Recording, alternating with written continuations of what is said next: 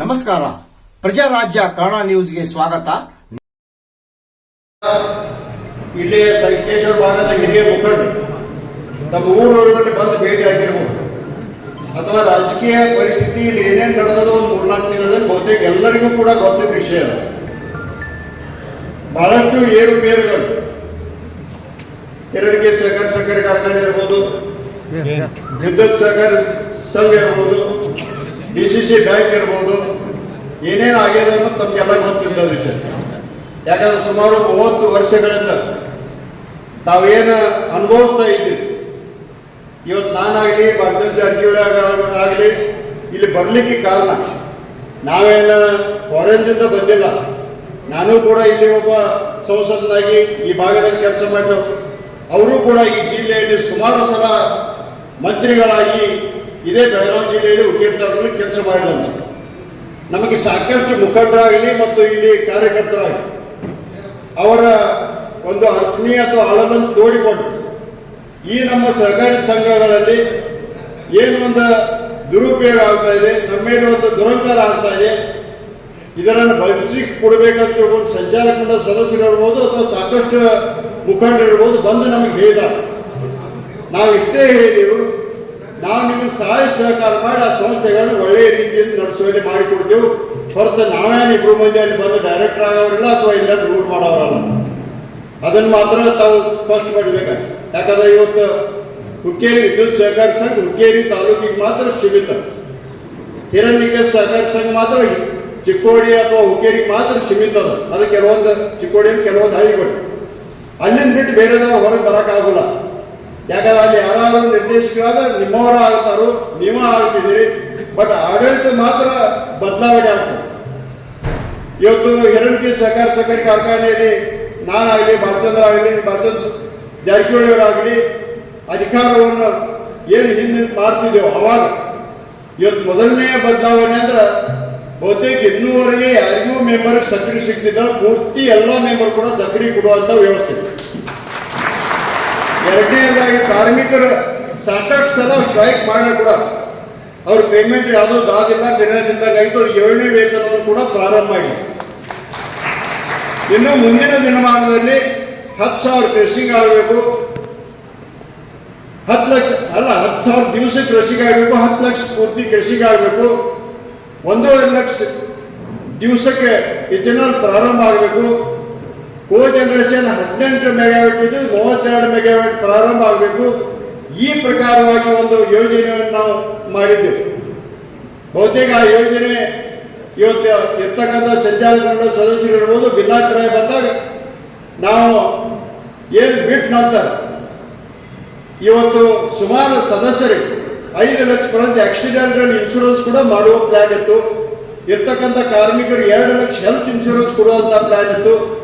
ಮತ್ತು ಸಂಕೇಶ್ವರ ಸಹಕಾರಿ ಕಾರ್ಖಾನೆ ಏನು ಒಂದು ದೇಶದಲ್ಲಿ ಹಿಂದಿನ ಒಂದು ದಿನಮಾನದಲ್ಲಿ ದಿವಂಗತ ಅಪ್ಪನಗೌಡ ಇರ್ಬೋದು, ದಿವಂಗತ ಬಸವಗೌಡ ಪಾಟೀಲ್ ಇರ್ಬೋದು, ದಿವಂಗತ ನಮ್ಮ ವಿಶ್ವನಾಥ್ ಪತ್ತಿಯವರು ಇರ್ಬೋದು, ಅಥವಾ ಆಗಿನ ನಿರ್ದೇಶಕರಾದ ಹಿರಿಯ ನಿರ್ದೇಶಕ DT ಪಾಟೀಲ್ ಇರ್ಬೋದು, ಇವರೆಲ್ಲ ನೇತೃತ್ವದಲ್ಲಿ ಯಾವ ಪ್ರಕಾರ ಒಂದು ಗತಿ ವೈಭವ ಇತ್ತು ಆ ವೈಭವ ತಂದು ಕೊಡುವಂತ ನಮ್ಮ ಇಬ್ಬರದ ಪ್ರಯತ್ನ.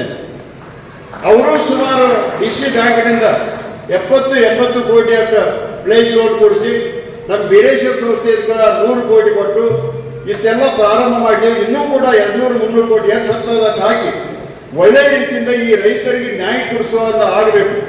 ಟೈಮ್ ಸೇರ್ ಬಿಲ್ ಸಿಗಬೇಕು, ಟೈಮ್ ಸೇರ್ ತೋಡಣೆ ಆಗಿರಬೇಕು. ಈ ಪ್ರಕಾರವಾಗಿ ಒಂದು ವಿಚಾರ ನಮ್ಮ ಇದ್ದು. ಆದರೆ ಈಗ ಅವ್ರು ಹೇಳೋದೇನೋ ಬಡ್ಡಿ ಹೆಚ್ಚು ಮಾಡಿದ್ರು ಬಡ್ಡಿ, ಇದರಲ್ಲಿ ಬಡ್ಡಿ ಹೆಚ್ಚು ಮಾಡೋಕೆ ನಾನು ಸ್ವಂತ ಸಂಸ್ಥೆ ಅಲ್ಲ, ಅದು ಕೂಡ ಸಹಕಾರಿ ಸಂಸ್ಥೆ. ಇವತ್ತು ಹರ್ಷಿದ್ನಾಥ್ ಸಹಕಾರಿ ಸಕ್ಕರೆ ಕಾರ್ಖಾನೆಗೆ ಏನು ಒಂದು ನಾವು ಏನು ಬಡ್ಡಿ ತಗೊಳ್ತೀವೋ ಅದೇ ಬಡ್ಡಿ ಇಲ್ಲಿ ಕೂಡ ಆಚರಣೆ ಮಾಡ್ತೇವೆ.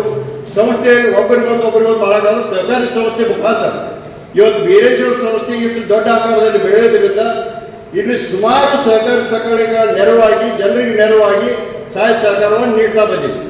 ಅದೇ ಪ್ರಕಾರ ಇವತ್ತು ಫ್ರೆಶ್ಮೆಂಟ್ ರೇಟ್ ಕೂಡ ನೋಡಿರ್ಬೋದು. ಸುಮಾರು 1500-2000 ಇದ್ದರೆ ಬಂದ ಕೂಡಲೇ 1,000 ಮಾಡಿ ಅದನ್ನು ಕೂಡ ಸಿಗುವಂತ. ಇನ್ನು ಮುಖ್ಯವಾಗಿ ಸಂಕೇಶ್ವರ ಪಟ್ಟಣದವ್ರು ಯಾವ ಪ್ರಕಾರ ನೀವು ಬಹುತೇಕ ಸೋಚ್ತೀರಿ ಗೊತ್ತಿಲ್ಲ. ಸುಮಾರು ಎಲ್ಲೋ ಮನೆಗೆ ಹೋದಾಗ ಹೇಳಿ ನಾವು ಮುಂಜಾನೆ ಎದ್ದುಕೊಳ್ಳಿ ನಮ್ಮ ಮನೆಗೆಲ್ಲ ಬೂದಿ ಹುಡುಗಬೇಕ್ರಿ ಅದು ಕೂಡ ಬೂದಿ ಬಿಡಬಾರ್ದು ಅಂದ್ಬಿಟ್ಟು ಈಗ ಪ್ಲಾನ್ ಮಾಡಿ ಕೆಲಸ ಕೂಡ ಪ್ರಾರಂಭ ಆಗಿದೆ. ಆದರೆ ಈ ಪ್ರಕಾರವಾಗಿ ನಾವು ಮಾಡುವ ಒಂದು ವಿಚಾರಕ್ಕೆ ಬಂದಿದ್ದೆವು. ಇವತ್ತು ಬಹುತೇಕ ಈ ಏನು ಬಂದ ಈ ಪರಿಸ್ಥಿತಿ ಬರಕ್ಕೆ ಯಾರು ಕಾರಣ ಇದ್ದನೋ ನಿಮ್ಮ ಪ್ರಶ್ನಾರ್ಥ ಚಿಹ್ನೆ ನೀವೇ ಕೊಡ್ಬೇಕಾಗ್ತದೆ. ಯಾಕಂದ್ರೆ ನಾವು ಬಂದು ಮಾಡಕ್ ನಮಗ್ ಬಂದು ಕರೆದ್ರು ನೀವೆಲ್ಲ ನಾವು ಬಂದು ಮಾಡಕತ್ತಿದ್ದೇವೆ ಅಂದ್ರೆ ಈ ಪರಿಸ್ಥಿತಿ 600 ಕೋಟಿ ಅದ್ರ ಮೇಲೆ ಸಾಲ ಮಾಡಿ ಅಥವಾ ಬಂಧವಾಗುವಂತ ಪರಿಸ್ಥಿತಿಯನ್ನು ಬರ್ಲಾಕ ಯಾರು ಕಾರಣ ಗೊತ್ತಿದ್ದು ಮತ್ತೆ ಅವಾಗ ಆಗಲಿ ಫೀಸ್ ಕೂಡ ಕೊಟ್ಟಿದ್ರಿ. ಮತ್ತೆ ಈಗ ಯಾಕೆ ನಿಮ್ಗೆ ಚಾಲೂ ಆಗಿರ್ತದೆ ಮಾಡೋದಾದ್ರೆ ಒಳ್ಳೆಯದೇ. ನೀವು ಮಾಡಲಿ ನಾವು ಮಾಡಲಿ ಯಾರಾದ್ರೂ ಮಾಡೋಣ. ಆದರೆ ಸರ್ಕಾರಿ ಸಂಸ್ಥೆಗಳ ರಾಜಕೀಯ ಮಾಡೋದು ಬಿಟ್ಟು ಅವ್ರಿಗೆ ಜನರಿಗೆ ಸಹಕಾರ ಮಾಡುವಂಥದ್ದು ಮಾಡೋದು. ಇವತ್ತು ವಿದ್ಯುತ್ ಸಹಕಾರಿ ಸಂಘದ ನಾನು ಹೇಳ್ತೀನಿ, ಇದು ಒಂದು ದೇಶದಲ್ಲಿ ಏಕಮೇವ ಸಂಸ್ಥೆ ಸಹಕಾರ ತತ್ವದಲ್ಲಿ ನಡ್ಕೊಂಡ. ಎರಡಿದ್ದು ಒಂದೊಂದು ಬಂದಾಗಿದೆ, ಇದು ಒಂದೇ ನಡೆದದು. ಇದೊಂದು ಮಾದರಿ ಇರಬೇಕಂತ ತಿಳ್ಕೊಂಡು ನಮಗೂ ಬಾಚನ್ ಜಾರಕಿಹೊಳಿ ಅವ್ರ ಹತ್ರ ಏನು ಸಂಚಾಲಕ ಮಂಡಳಿಯವರು ಬಂದರು ಅವಾಗ ಕೂಡ ಇದನ್ನೇ ಹೇಳಿದೆವು. ನೀವೆಲ್ಲರೂ ಒಂದಾಗಿ ಬಂದರೆ ನಾವು ಕೂಡ ಒಂದು ಮಾಡ್ತೇವೆ. ಅವಾಗ ಇವತ್ತು ಉಸ್ತುವಾರಿ ಸಚಿವರಾದ ಸತೀಶ್ ಜಾರಕಿಹೊಳಿ ಅವರು ಕೇಳಿದ ಕೂಡ ನಾನು ಕೂಡ ಕೈ ಒಳ್ಳೇದು ಮಾಡೋದ ನಾನು ಕೂಡ ಕೈಗೂಡ್ತೇವೆ ಅಂತ ಹೇಳಿ ಇವತ್ತು ಜಯಗೌಡ ಪಾಟೀಲ್ ಮತ್ತು ರೇಣೇಗೌಡರ ಅಧ್ಯಕ್ಷ ಉಪಾಧ್ಯಕ್ಷನಾಗಿ ಮಾಡಿ ಮೊದಲನೇದಾಗಿ ಇವತ್ತು ನಿಮ್ಗೆ ನಿರಂತರ ಜೊತೆ ಕನೆಕ್ಷನ್ ಸಿಗಬೇಕಾದ್ರೆ ಸುಮಾರು ಒಂದು ಪಾಯ್ಲೆಟ್ ಯೋಜನೆ ನಮ್ಮ ಎಲ್ಲಿ ಮುನ್ನೋಡಿ ಮಾಡುವಂತ ಯೋಜನೆ ಕೂಡ ಇದೆ. ಸುಮಾರು 2-3 ಕೋಟಿ ಖರ್ಚು ಬರ್ತದ. ಇವ್ರ ಹತ್ರ ದುಡ್ಡಿಲ್ಲ, ಎಲ್ಲ ಸಾಲದಾಗ ಬಿದ್ದದ. ಯಾಕಂದ್ರೆ ಹಿಂದಿನ ಸಂಚಾರ ಮಂಡಳಿದಾಗ ಅಲ್ಲಿ ಶಿಲ್ಲಕ್ಕಿದ್ದು ಡಿಪಾಸಿಟ್ ಕೂಡ ಇದೆ. ಇವತ್ತು ಅದು ವ್ಯವಸ್ಥೆ ಇಲ್ಲ. ಆದ ಕಾರಣ ಇದು ಏನು ಮಾಡಬೇಕಂತ ವಿಚಾರ ಮಾಡಿದಾಗ ಇವತ್ತು ಬೆಂಗಳೂರಿಗೆ ಹೋಗಿ ಸಂಚಾರ ಜಾರಕಿಹೊಳಿ ಭೇಟಿ ಆದಾಗ ಇವತ್ತು ತುರಂತವಾಗಿ 3 ಕೋಟಿ ಗ್ರಾಮ ಪಂಚಾಯಿತಿಯ ಬಾಕಿ ಇದ್ದದನ್ನು ಬಿಡುಗಡೆ ಮಾಡಿಕೊಡುವಂತ ವ್ಯವಸ್ಥೆ ಮಾಡಿ ಅವಾಗ ನಿರಂತರ ಜೊತೆ ಎಲ್ಲ ಕಡೆ ಪ್ರಾರಂಭ ಸ್ವತಃ ಅವರ ಬಂದು ಇಲ್ಲಿ ಉದ್ಘಾಟನೆ ಮಾಡಿ. ಅಂದ್ರೆ ಇವತ್ತು ಕಾಂಗ್ರೆಸ್ ಬಿಜೆಪಿ JDS ಅನ್ನೋದಕ್ಕಿಂತ ಸಹಕಾರಿ ತಳದಲ್ಲಿ ನಡೀತಕ್ಕಂಥ ಸಂಸ್ಥೆಗಳಲ್ಲಿ ಯಾವುದೇ ರಾಜಕೀಯ ಬೇಡ, ಡೆವಲಪ್ಮೆಂಟ್ ಒಂದೇ ರಾಜಕೀಯ ತಿಳ್ಕೊಂಡು ಆ ಒಂದು ತತ್ವದ ಮೇಲೆ ನಾವು ಮಾಡಿದ್ದೇವೆ. ಇವತ್ತು ಭಾರತೀಯ ಜನತಾ ಪಕ್ಷದವ್ರು ಬಂದ ನಂತರ ಇವತ್ತು ನಿನ್ನೆ ಮೊನ್ನೆ ಬಹುತೇಕ ಬಹಳಷ್ಟು ವಾಟ್ಸಪ್ಗಳು ಹರಿದಾಡಿದ್ರು. ಯಾರು ಅಧ್ಯಕ್ಷರು ಅಂತ ಹಾಕಿರಿ, ಯಾರು CDO ಅಂತ ಹಾಕಿರಿ, ಇಲ್ಲೇನಪ್ಪ ಮೀಟಿಂಗ್ ಬರಬೇಡ ಆ ಟಾಕ್ ಕೂಡ ನೀವು ಬಂದೇರಂದ್ರೆ ಬಹಳಷ್ಟು ಕೇಳ್ತಾರೆ ಭೇಟಿದ್ದೀರಿ. ನೀವು ಬಹುತೇಕ ಹೊಸ ಪೆನಲ್ ಏನು ಅಂತ ಸತೀಶ್ ಜಾರಕಿಹೊಳಿ ಇರಬಹುದು, ಬಾಚನ್ ಜಾರಕಿಹೊಳಿ ಇರಬಹುದು, ನಾವಿರಬಹುದು, ನಿಮ್ಮನ್ನು ಯಾರ್ಯಾರು ಇಲ್ಲಿ ನಿಲ್ತೀರಿ ವಿದ್ಯುತ್ ಸಹಕಾರ ಸಂಘದಲ್ಲಿ. ಈಗಾಗಲೇ ನಮ್ಮ ಶಶಿರಾಜ್ ಪಾಟೀಲ್ ಅವರು ಹೇಳಿದ್ರು ಇವತ್ತು ಗ್ರಾಮೀಣ ವಿದ್ಯುತ್ ಸಹಕಾರಿ ಸಂಘ ಇದ್ದದನ್ನು ದೇವಗೆ ಅಪ್ಪನಗೌಡ ಪಾಟೀಲ್ ಹೆಸರು ಇಡಬೇಕಂತ ತಿಳ್ಕೊಂಡು ಈಗಾಗಲೇ ಬೋರ್ಡ್ ಮೇಲೆ ರೆಸಲ್ಯೂಷನ್ ಮಾಡಿದಾರು.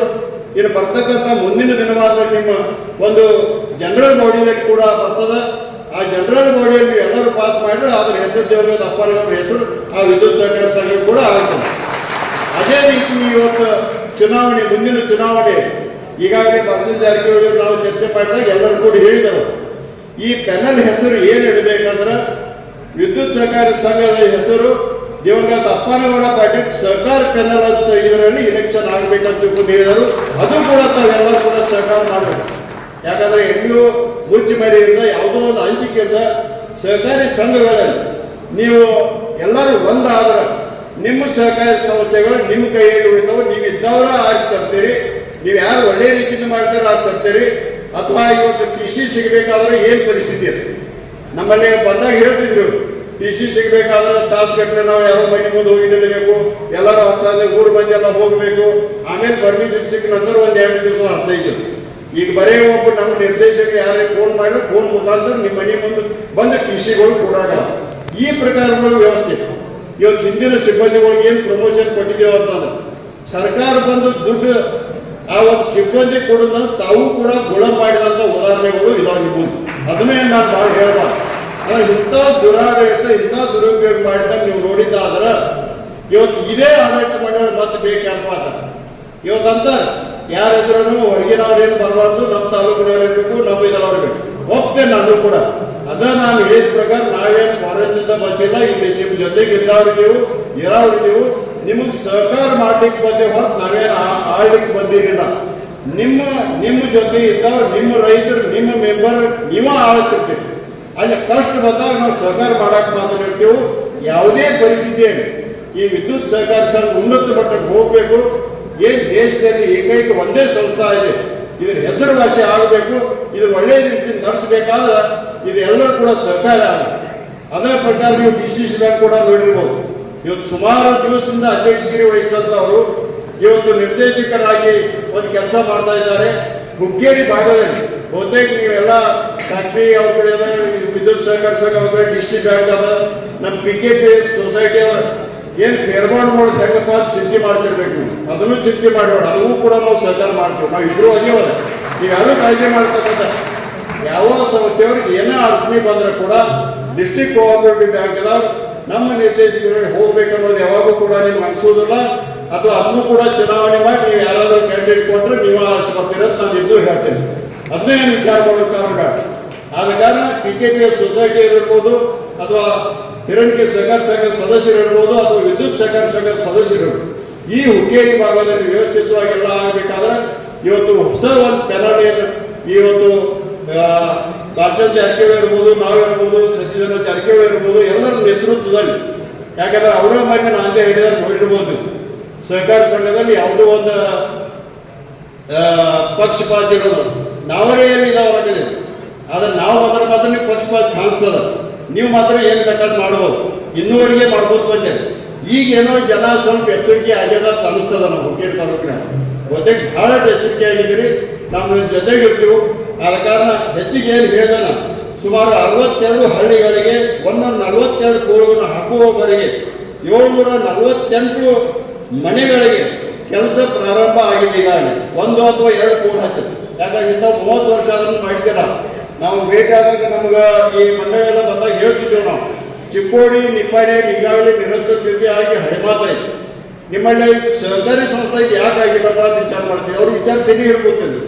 ಆದ ಕಾರಣ ಇದನ್ನ ಮುಂದೆ ಸತೀಶ್ ಜಾರಕಿಹೊಳಿ ಅವ್ರ ಮುಂದೆ ಹೇಳಿದಾಗ ಅವರು ಕೂಡ ಒಂದು ಸೊಲ್ಯೂಷನ್ ಕೊಟ್ಟರು. ಅದರ ನಂತರ ಅವರು ಕೂಡ ಈ ಭಾಗದಲ್ಲಿ ತಿರುಗಾಡಿ ಎಲ್ಲರೂ ಕೂಡ ಹೇಳಿದ್ರು. ಆದ ಕಾರಣ ಇವತ್ತು ಎಮ್ಕನಮಡಿ ಕ್ಷೇತ್ರ ಇರ್ಬೋದು, ಹುಕ್ಕೇರಿ ಕ್ಷೇತ್ರ ಇರ್ಬೋದು, ಯಾಕಂದ್ರೆ ಹುಕ್ಕೇರಿ ತಾಲೂಕಿನಲ್ಲಿ ಒಂದು ಸಹಕಾರಿ ಕೊಡುವ ಸಹಕಾರಿ ಒಂದು ಧ್ವಜವನ್ನು ಮತ್ತೆ ಹಾರಿಸ್ಬೇಕಂತ ಕೇಳಿ ನನ್ನ ಮಾತು ಮುಗಿಸ್ತೇನೆ. ನಮಸ್ಕಾರ.